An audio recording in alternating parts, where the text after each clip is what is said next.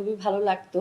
এবারও হচ্ছে গিয়ে ওনার সাথে প্রথমবার সামনাসামনি পালিয়ে বিয়ে করতে চায়। আনন্দদায়ক একজন অ্যাক্টর বলা যেতে পারে। সবাই বিয়েতে অমত থাকবেই প্রেম করলে, কিন্তু এখনকার জেনারেশনে বাবা মারা সব বিয়েতেই রাজি হয়ে যায়। নিলয় ভাইয়ের সাথে এটা আমার প্রথম কাজ হচ্ছে এবং ওনার কাজ আমি আগেও দেখেছি, আমার খুবই ভালো লাগতো। এবারও হচ্ছে গিয়ে ওনার সাথে প্রথমবার সামনাসামনি হচ্ছে কাজ করছি, একসাথে স্ক্রিন শেয়ার করছি, খুবই ভালো লাগছে এবং খুবই সাপোর্টিভ কো অ্যাক্টর উনি। সব কিছুতে আমরা রিহার্সাল করছি, কথাবার্তা বলছি এবং খুবই হচ্ছে গিয়ে উনি মানে আনন্দদায়ক একজন অ্যাক্টর বলা যেতে পারে। মানে হচ্ছে গিয়ে আম, মজা করে উনি অনেক, শুটিংয়ের মাঝখানে গল্প করে, কাজ নিয়ে সিরিয়াস আছে, খুব ভালো লাগছে ওনার সাথে কাজ করতে। পালিয়ে বিয়ে করার আমার কোনো ইচ্ছা নেই, আমার হচ্ছে কি খুব প্ল্যান্ড ওয়েতে অর্গানাইজড ওয়েতে রিয়েল লাইফে বিয়ে করার ইচ্ছা। কিন্তু এই নাটকের নাম হচ্ছে পালিয়ে বিয়ে করব।